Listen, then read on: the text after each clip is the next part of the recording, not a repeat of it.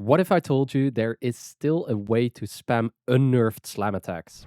A couple of months ago, a slam attack change was introduced limiting the possibility of spamming heavy slam melee attacks. The main constraint that was introduced is that the height of which a slam attack is triggered now determines the range it will have, thus affecting the total AoE damage output, as slams have a certain percentage of damage falloff, meaning that less damage will be dealt to enemies at the outer edges of a slam attack area. Jumping just a couple of centimeters gets you nowhere, whereas performing a bullet jump up into the air will give you the full slam range as stated in the weapon stats that you can view in the arsenal. However, there is something that I have not really seen discussed anywhere, and that is that forced slam attacks that are part of a melee stance will always use full range and thus give full AoE damage output without you needing to bullet jump high up into the air. For instance, the newly introduced Vinquibus weapon has such a forced slam attack, which you can get by simply pressing your heavy attack. An even better option for access to full spam of your slams are the sparring type weapons, like the Hirudo or the Obex.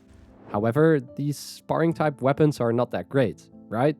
Well, what if I told you that the exalted melees of both Valkyr and Baruch use the sparring weapon stance? These exalted abilities can scale insanely well against the highest level of enemies and deal absurd amounts of damage. For this video specifically, I want to share an amazingly fun to play Valkyr build that teleports all over the place, spamming up to billions of damage in 8-meter AoEs. And why Valkyr, you may ask?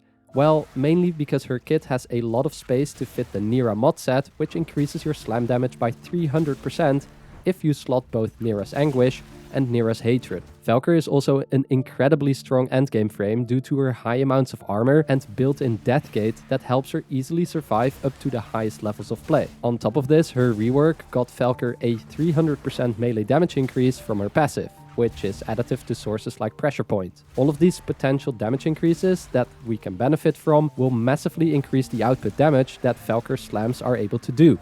And with some nifty ability synergies, we can spam these slams super easily while also providing us with brief periods of full invulnerability. The ability I'm talking about that enables this is Kullervo's subsume ability called Wrathful Advance. I'd advise putting Wrathful Advance over either your first ability as Valkyr or your third ability, depending on whether you want to keep the damage vulnerability and slow from paralysis or the easy grouping of enemies via ripline. Wrathful Advance will enable us to do a couple of things. First, it will give small periods of full invulnerability while casting it and while the heavy attack animation is being played. Secondly, it functions as a gap closer, as targeting an enemy teleports you right up to them. Thirdly, it provides an additive increase to melee critical chance, scaling with your modded ability strength. This can easily enable tier 5 crits and above, where you will be seeing a bunch of exclamation marks added behind the damage you are dealing. Finally, Wrathful Advance is an easy way to keep up the buff from melee exposure, which gives a massive plus 240% corrosive damage to every slam attack that we will deal. Because each slam attack also counts towards our rage meter on Valkyr, this meter will practically always be at 300%.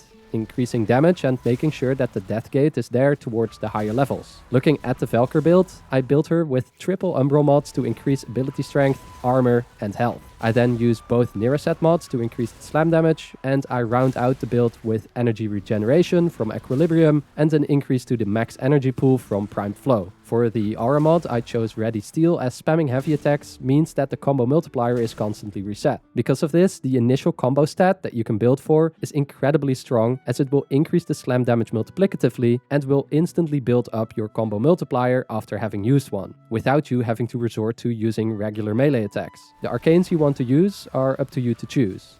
I went with Molt Augmented and Arcane Fury for the most raw damage possible, but Arcane Battery to increase your max energy is also a great choice. And if you really doubt your own skills, I guess you could also use the new Arcane Persistence, but in my opinion this wastes an Arcane slot, as you already have that built-in death gate anyway. For Valkyr's Talons, I go fully into raw slam damage. I use the melee exposure arcane, which I mentioned before. Dispatch Overdrive is a nice quality of life pick to increase our movement speed. Condition Overload or Primed Pressure Point can be used for base damage. I then also use an accompanying faction damage mod.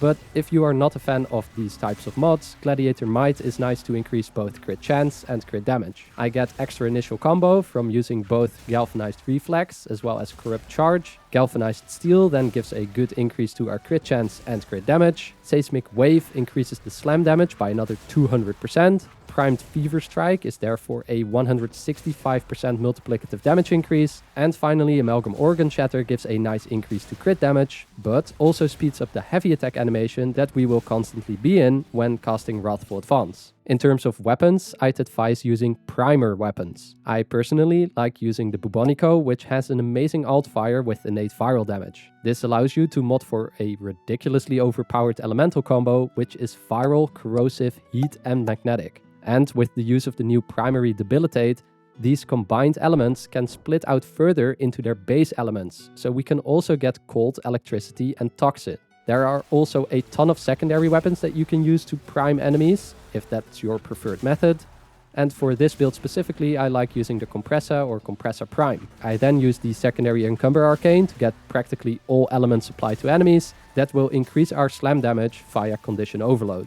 Either way, you can use your favorite primary with a secondary for priming, or your favorite secondary with the Bubonico for priming. For melee, you can use whatever you like. I will flash some builds on screen, so be ready with your pause button if you do want to copy them. If you want to stay with the slam theme, you can consider using the Arca Titron. You can also think about the Magistar or Sancti Magistar Incarnon, and even the Ruvox is great for slamming. If you want some more quality of life, I'd advise using the Praedos, which is an ideal choice to increase your movement speed and parkour velocity. For the companion, I chose the Panzer Vulpaphyla that I made a melee-focused build for. The Pack Leader mod will keep your Panzer alive by constantly giving it overguard whenever you melee attack. And because the spores from the Viral Quills mod count as melee attacks, you can use Tandem Bond to easily get up to a 12 times combo for even more juicy slam damage. Besides this, the Viral Quills will also passively prime enemies around you with Viral, causing them to take up to 4.25 times more damage as well. Then, in the end, this build fully comes together with the new introduction of the Unairu Tektolyst weapon, called the Cogron.